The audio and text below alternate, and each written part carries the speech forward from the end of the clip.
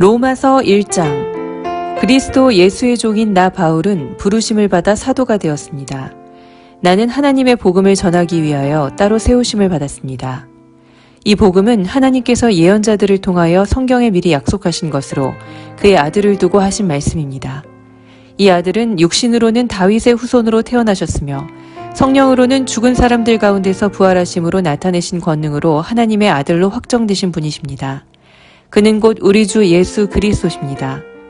우리는 그를 통하여 은혜를 입어 사도의 직분을 받았습니다. 그것은 우리가 그 이름을 전하여 모든 민족이 믿고 순종하게 하려는 것입니다. 여러분도 그들 가운데 들어있어서 예수 그리스도의 부르심을 받은 사람이 되었습니다. 나는 로마에 있는 모든 신도에게 이 편지를 씁니다. 하나님께서 여러분을 사랑하셔서 그의 거룩한 백성으로 부르셨습니다. 하나님 우리 아버지와 주 예수 그리스도께서 내려주시는 은혜와 평화가 여러분에게 있기를 빕니다. 나는 먼저 여러분 모두의 일로 예수 그리스도를 통하여 나의 하나님께 감사를 드립니다. 그것은 여러분의 믿음에 대한 소문이 온 세상에 퍼지고 있기 때문입니다. 하나님은 내가 그의 아들의 복음을 전하는 일로 충심으로 섬기는 분이시기에 내 마음속을 알고 계십니다. 나는 기도할 때마다 언제나 여러분을 생각하며 어떻게 해서든지 하나님의 뜻으로 여러분에게로 갈 수 있는 좋은 길이 열리기를 간구하고 있습니다. 내가 여러분을 간절히 보고 싶어 하는 것은 여러분에게 신령한 은사를 좀 나누어 주어 여러분을 굳세게 하려고 하는 것입니다. 이것은 내가 여러분과 함께 지내면서 여러분과 내가 서로의 믿음으로 서로 격려를 받고자 하는 것입니다. 형제자매 여러분, 여러분은 이것을 아시기 바랍니다. 나는 여러분에게 가려고 여러 번 마음을 먹었으나 지금까지 길이 막혀서 뜻을 이루지 못하였습니다. 나는 다른 이방 사람들 가운데에서도 열매를 거둔 것과 같이 여러분 가운데서도 그것을 좀 거두려고 했던 것입니다. 나는 그리스 사람에게나 미개한 사람에게나 지혜가 있는 사람에게나 어리석은 사람에게나 다 빚을 진 사람입니다. 그러므로 나의 간절한 소원은 로마에 있는 여러분에게도 복음을 전하는 일입니다. 나는 복음을 부끄러워하지 않습니다. 이 복음은 유대 사람을 비롯하여 그리스 사람에게 이르기까지 모든 믿는 사람을 구원하는 하나님의 능력입니다. 하나님의 의가 복음 속에 나타납니다. 이 일은 오로지 믿음에 근거하여 일어납니다. 이것은 성경에 기록한 바 의인은 믿음으로 살 것이다 한 것과 같습니다.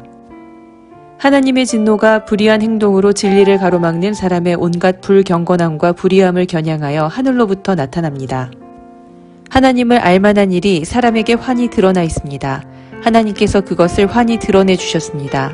이 세상 창조 때로부터 하나님의 보이지 않는 속성, 곧 그분의 영원하신 능력과 신성은 사람이 그 지으신 만물을 보고서 깨닫게 되어 있습니다. 그러므로 사람들은 핑계를 댈 수가 없습니다. 사람들은 하나님을 알면서도 하나님으로 영화롭게 해드리거나 감사를 드리기는커녕 오히려 생각이 허망해져서 그들의 지각 없는 마음이 어두워졌습니다. 사람들은 스스로 지혜가 있다고 주장하지만 실상은 어리석은 사람이 되었습니다. 그들은 썩지 않는 하나님의 영광을 썩어 없어질 사람이나 새나 네발 짐승이나 기어다니는 동물의 형상으로 바꾸어 놓았습니다. 그러므로 하나님께서는 사람들이 마음의 욕정대로 하도록 더러움에 그대로 내버려 두시니 서로의 몸을 욕되게 하였습니다. 사람들은 하나님의 진리를 거짓으로 바꾸고 창조주 대신에 피조물을 숭배하고 섬겼습니다. 하나님은 영원히 찬송을 받으실 분이십니다. 아멘. 이런 까닭에 하나님께서는 사람들을 부끄러운 정욕에 내버려 두셨습니다. 여자들은 남자와의 바른 관계를 바르지 못한 관계로 바꾸고 또한 남자들도 이와 같이 여자와의 바른 관계를 버리고 서로 욕정에 불탔으며 남자가 남자와 더불어 부끄러운 짓을 하게 되었습니다. 그래서 그들은 그 잘못에 마땅한 대가를 스스로 받았습니다. 사람들이 하나님을 인정하기를 싫어하므로 하나님께서는 사람들을 타락한 마음자리에 내버려 두셔서 해서는 안 될 일을 하도록 놓아두셨습니다.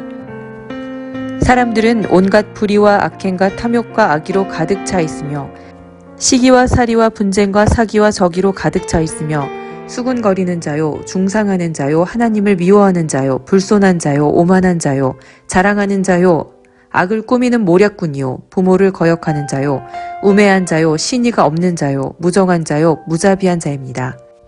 그들은 이와 같은 일을 하는 자들은 죽어야 마땅하다는 하나님의 공정한 법도를 알면서도 자기들만 이런 일을 하는 것이 아니라 이런 일을 저지르는 사람을 두둔하기까지 합니다. 로마서 2장. 그러므로 남을 심판하는 사람이여 그대가 누구이든지 죄가 없다고 변명할 수 없습니다.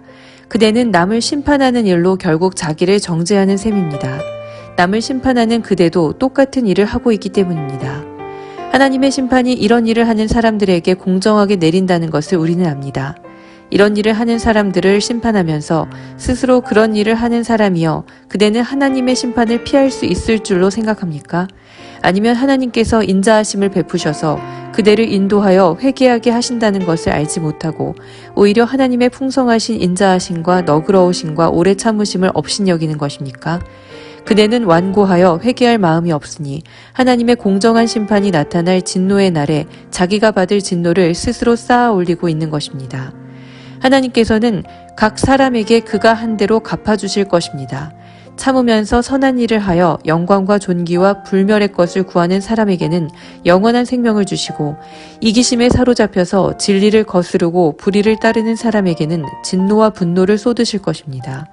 악한 일을 하는 모든 사람에게는 먼저 유대 사람을 비롯하여 그리스 사람에게 이르기까지 환난과 고통을 주실 것이요 선한 일을 하는 모든 사람에게는 먼저 유대 사람을 비롯하여 그리스 사람에게 이르기까지 영광과 존귀와 평강을 내리실 것입니다. 하나님께서는 사람을 차별함이 없이 대하시기 때문입니다. 율법을 모르고 범죄한 사람은 율법과 상관없이 망할 것이요 율법을 알고 범죄한 사람은 율법을 따라 심판을 받을 것입니다. 하나님 앞에서는 율법을 듣는 사람이 의로운 사람이 아닙니다. 오직 율법을 실천하는 사람이라야 의롭게 될 것이기 때문입니다. 율법을 가지지 않은 이방 사람이 사람의 본성을 따라 율법이 명하는 바를 행하면 그들은 율법을 가지고 있지 않아도 자기 자신이 자기에게 율법입니다.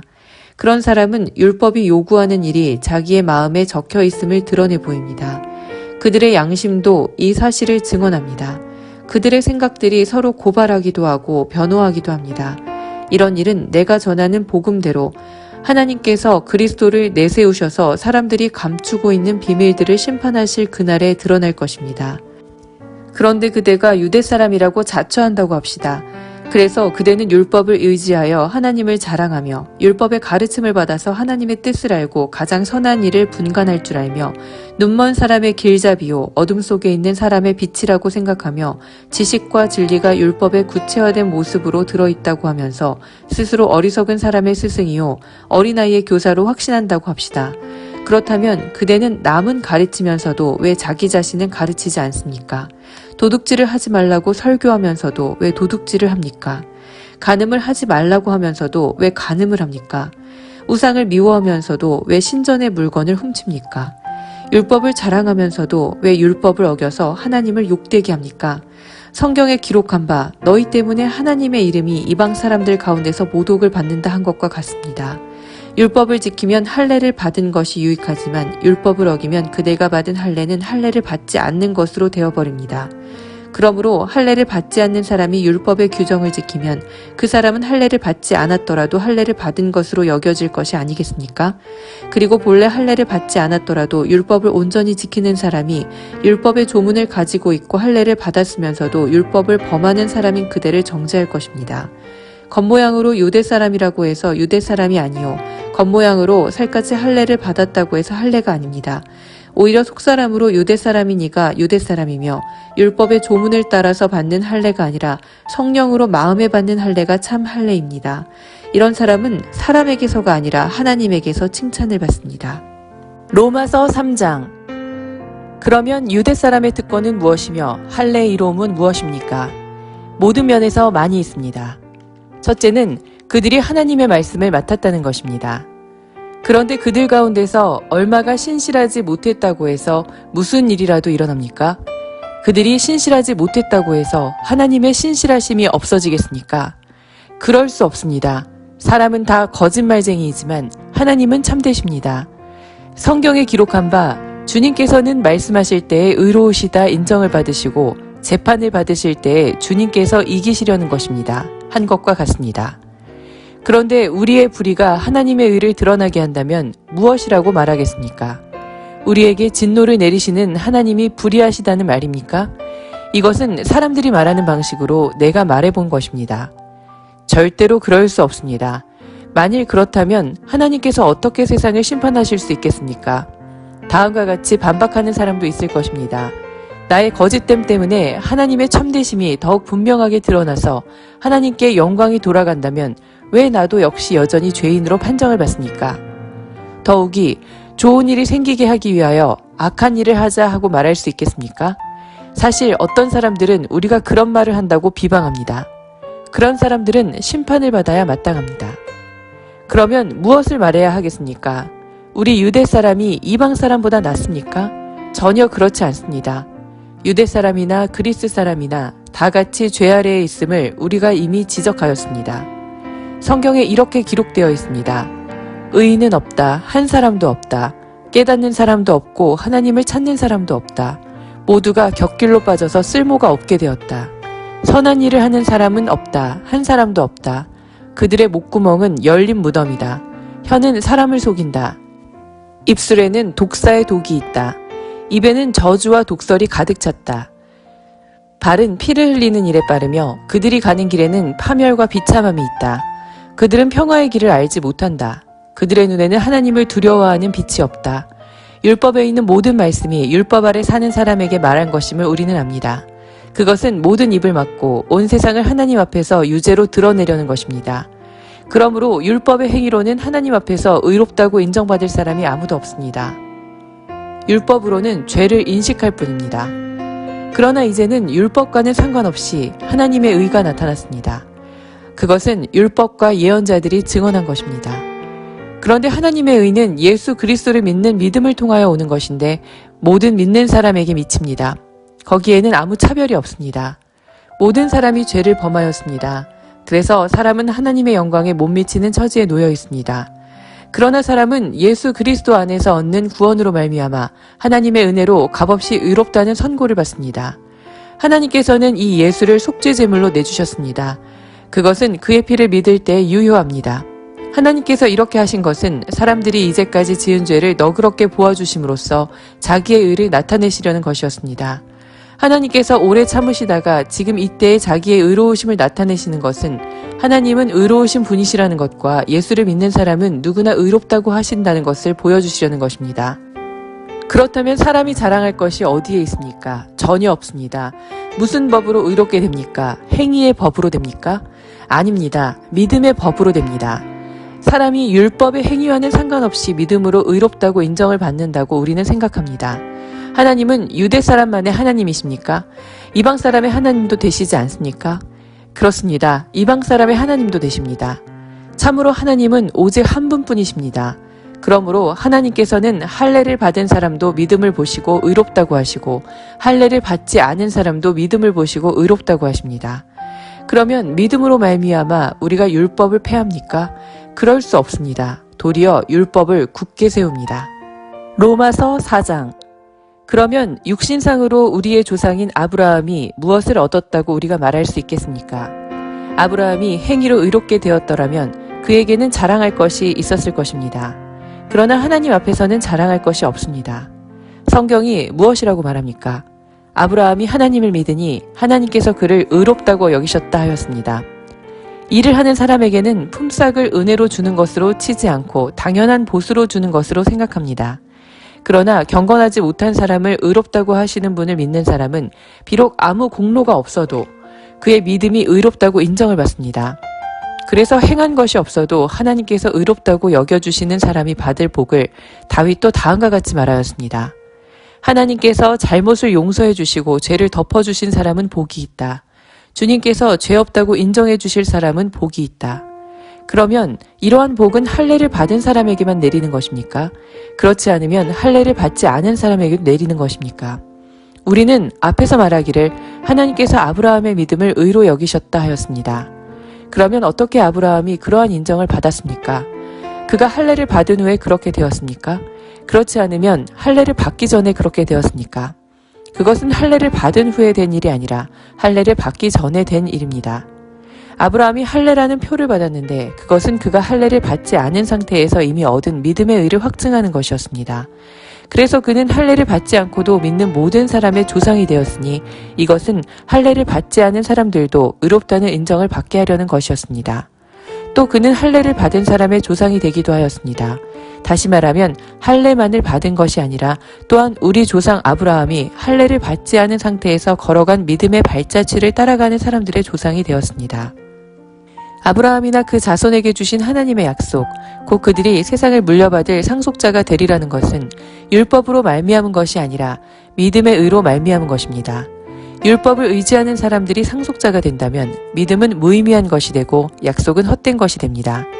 율법은 진노를 불러옵니다. 율법이 없는 곳에는 범법도 없습니다. 이런 까닭에 이 약속은 믿음에 근거한 것입니다. 그것은 하나님께서 아브라함에게 이 약속을 은혜로 주셔서 이것을 그의 모든 후손에게도 곧 율법으로 사는 사람들에게만이 아니라 아브라함이 지닌 믿음으로 사는 사람에게도 보장하시려는 것입니다. 아브라함은 우리 모두의 조상입니다. 이것은 성경에 기록된 대로 내가 너를 많은 민족의 조상으로 세웠다 함과 같습니다. 이 약속은 그가 믿은 하나님, 다시 말하면 죽은 사람들을 살리시며 없는 것들을 불러내어 있는 것이 되게 하시는 하나님께서 보장하신 것입니다. 아브라함은 희망이 사라진 때에도 바라면서 믿었으므로 너의 자손이 이와 같이 많아질 것이다 하신 말씀대로 많은 민족의 조상이 되었습니다. 그는 나이가 100세가 되어서 자기 몸이 이미 죽은 것이나 다름없고 또한 사라의 태도 죽은 것이나 다름없는 줄 알면서도 그는 믿음이 약해지지 않았습니다. 그는 하나님의 약속을 믿고 의심하지 않았습니다. 오히려 그는 믿음이 굳세어져서 하나님께 영광을 돌렸습니다. 그는 하나님께서 스스로 약속하신 바를 능히 이루실 것이라고 확신하였습니다. 그래서 하나님께서는 이것을 보시고 그를 의롭다고 여겨주셨습니다. 그가 의롭다는 인정을 받았다 하는 말은 아브라함만을 위하여 기록된 것이 아니라 하나님께서 의롭다고 여겨주실 우리, 곧 우리 주 예수를 죽은 사람들 가운데서 살리신 분을 믿는 우리까지도 위한 것입니다. 예수는 우리의 범죄 때문에 죽임을 당하셨고 우리를 의롭게 하시려고 살아나셨습니다. 로마서 5장. 그러므로 우리는 믿음으로 의롭다 하심을 받았으므로 우리 주 예수 그리스도로 말미암아 하나님과 더불어 평화를 누리고 있습니다. 우리는 또한 그리스도로 말미암아 지금 서 있는 이 은혜의 자리에 믿음으로 나아오게 되었으며 하나님의 영광에 이르게 될 소망을 품고 자랑을 합니다. 그뿐만이 아니라 우리는 환난을 자랑합니다. 우리가 알기로 환난은 인내력을 낳고 인내력은 단련된 인격을 낳고 단련된 인격은 희망을 낳는 줄을 알고 있기 때문입니다. 이 희망은 우리를 실망시키지 않습니다. 하나님께서 우리에게 주신 성령을 통하여 그의 사랑을 우리 마음속에 부어주셨기 때문입니다. 우리가 아직 약할 때에 그리스도께서는 제때에 경건하지 않은 사람을 위하여 죽으셨습니다. 의인을 위해서라도 죽을 사람은 거의 없습니다. 더욱이 선한 사람을 위해서라도 감히 죽을 사람은 드뭅니다. 그러나 우리가 아직 죄인이었을 때에 그리스도께서 우리를 위하여 죽으셨습니다. 이리하여 하나님께서는 우리들에 대한 자기의 사랑을 실증하셨습니다. 그러므로 지금 우리가 그리스도의 피로 의롭게 되었으니 그리스도로 말미암아 하나님의 진노에서 구원을 얻으리라는 것은 더욱 확실합니다. 우리가 하나님의 원수일 때에도 하나님의 아들의 죽으심으로 말미암아 하나님과 화해하게 되었다면 화해한 우리가 하나님의 생명으로 구원을 얻으리라는 것은 더욱더 확실한 일입니다. 그뿐만 아니라 우리는 또한 우리 주 예수 그리스도로 말미암아 하나님을 자랑합니다. 우리는 지금 그로 말미암아 하나님과 화해를 하게 된 것입니다. 그러므로 한 사람으로 말미암아 죄가 세상에 들어왔고 또 그 죄로 말미암아 죽음이 들어온 것과 같이 모든 사람이 죄를 지었기 때문에 죽음이 모든 사람에게 이르게 되었습니다. 율법이 있기 전에도 죄가 세상에 있었으나 율법이 없을 때에는 죄가 죄로 여겨지지 않았습니다. 그러나 아담 시대로부터 모세 시대에 이르기까지는 아담의 범죄와 같은 죄를 짓지 않은 사람들까지도 죽음의 지배를 받았습니다. 아담은 장차 오실 분의 모형이었습니다. 그러나 하나님께서 은혜를 베푸실 때에 생긴 일은 아담 한 사람이 범죄했을 때에 생긴 일과 같지 않습니다. 한 사람의 범죄로 많은 사람이 죽었으나 하나님의 은혜와 예수 그리스도 한 사람의 은혜로 말미암은 선물은 많은 사람에게 더욱더 넘쳐나게 되었습니다. 또한 하나님께서 주시는 선물은 한 사람의 범죄의 결과와 같지 않습니다. 한 범죄에서는 심판이 뒤따라와서 유죄 판결이 내려졌습니다마는 많은 범죄에서는 은혜가 뒤따라와서 무죄 선언이 내려졌습니다. 아담 한 사람의 범죄 때문에 그 한 사람으로 말미암아 죽음이 왕노릇을 하게 되었다면 넘치는 은혜와 의의 선물을 받은 사람들은 예수 그리스도 한 분으로 말미암아 생명 안에서 왕노릇하게 되리라는 것은 더욱더 확실합니다. 그러니 한 사람의 범죄 행위 때문에 모든 사람이 유죄 판결을 받았는데 이제는 한 사람의 의로운 행위 때문에 모든 사람이 의롭다는 인정을 받아서 생명을 얻게 되었습니다. 한 사람이 순종하지 않음으로 말미암아 많은 사람이 죄인으로 판정을 받았는데 이제는 한 사람이 순종함으로 말미암아 많은 사람이 의인으로 판정을 받은 것입니다. 율법은 범죄를 증가시키려고 끼어 들어온 것입니다. 그러나 죄가 많은 곳에 은혜가 더욱 넘치게 되었습니다. 그것은 죄가 죽음으로 사람을 지배한 것과 같이 은혜가 의를 통하여 사람을 지배하여 우리 주 예수 그리스도로 말미암아 얻는 영원한 생명에 이르게 하려는 것입니다. 로마서 6장. 그러면 우리가 무엇이라고 말을 해야 하겠습니까? 은혜를 더하게 하려고 여전히 죄 가운데 머물러 있어야 하겠습니까? 그럴 수 없습니다. 우리는 죄에는 죽은 사람인데 어떻게 죄 가운데서 그대로 살 수 있겠습니까?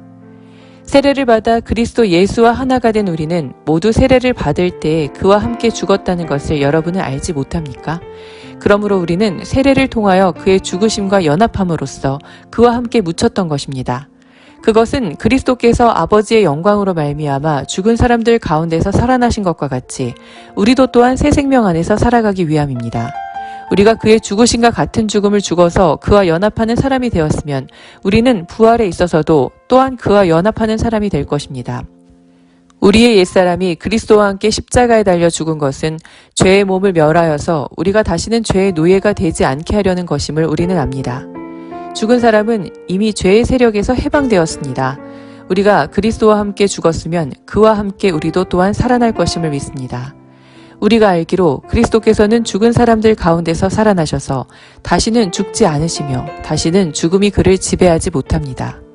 그리스도께서 죽으신 죽음은 죄에 대해서 단번에 죽으신 것이요 그분이 사시는 삶은 하나님을 위하여 사시는 것입니다. 이와 같이 여러분도 죄에 대해서는 죽은 사람이요 하나님을 위해서는 그리스도 예수 안에서 살고 있는 사람이라는 것을 알아야 합니다.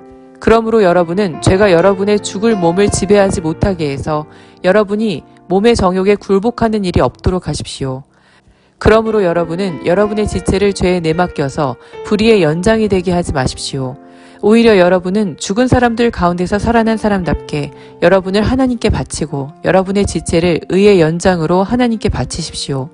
여러분은 율법 아래 있지 않고 은혜 아래 있으므로 죄가 여러분을 다스릴 수 없을 것입니다. 그러면 어떻게 해야 하겠습니까? 우리가 율법 아래 있지 않고 은혜 아래 있다고 해서 마음 놓고 죄를 짓자는 말입니까? 그럴 수 없습니다. 여러분이 아무에게나 자기를 종으로 내맡겨서 복종하게 하면 여러분은 여러분이 복종하는 그 사람의 종이 되는 것임을 알지 못합니까? 여러분은 죄의 종이 되어 죽음에 이르거나 아니면 순종의 종이 되어 의에 이르거나 하는 것입니다. 그러나 하나님께 감사하는 것은 여러분이 전에는 죄의 종이었으나 이제 여러분은 전에 받은 교훈의 본의 마음으로부터 순종함으로써 죄에서 해방을 받아서 의의 종이 된 것입니다. 여러분의 이해력이 미약하므로 내가 사람의 방식으로 말하겠습니다. 여러분이 전에는 자기 지체를 더러움과 불법의 종으로 내맡겨서 불법에 빠져 있었지만 이제는 여러분이 지체를 의의 종으로 바쳐서 거룩함에 이르도록 하십시오. 여러분이 죄의 종일 때에는 의에 얽매이지 않았습니다. 여러분은 그때 무슨 열매를 거두었습니까? 이제 와서 여러분이 그러한 생활을 부끄러워하지만은 그러한 생활의 마지막은 죽음입니다. 이제 여러분은 죄에서 해방을 받고 하나님의 종이 되어서 거룩함에 이르는 삶의 열매를 맺고 있습니다. 그 마지막은 영원한 생명입니다. 죄의 삭은 죽음이요 하나님의 선물은 우리 주 예수 그리스도 안에서 누리는 영원한 생명입니다.